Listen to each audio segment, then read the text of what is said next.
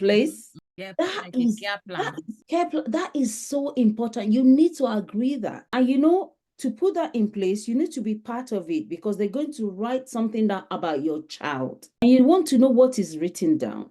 And you want to agree every single item that is written down. And if they say there that your child needs a one-to-one support, you want to make sure they agree. If you think actually that your child needs a one-to-one support, don't agree social worker saying that your child should be part of a group support because you know your child best and you know that that child needs a one-to-one. Put your foot down.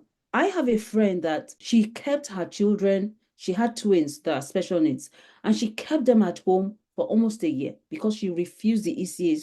So how you can advocate is you are their voice, especially when they cannot speak. Even if they can speak, you're the parent and you're their voice and you know your child more than the social worker. So speak up and advocate and tell them this is what I need for my child.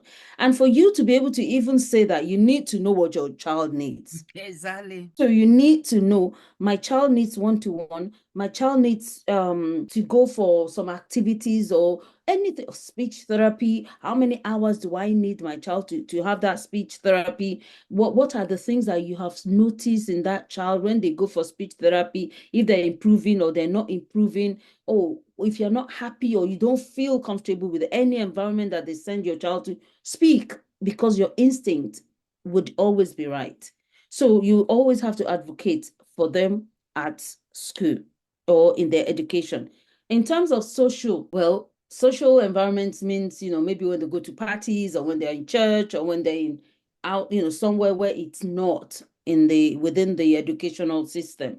Well, you have to make sure that you keep your children in check and also make sure that people are aware of their situation. I think there's something that you can wear for your children, like a badge, because these children don't look special. They look normal. It is when they start behaving that people would notice. And sometimes they think they're just being naughty. And so people treat them like normal and shout at them or shove them or, other kids don't know how to manage them.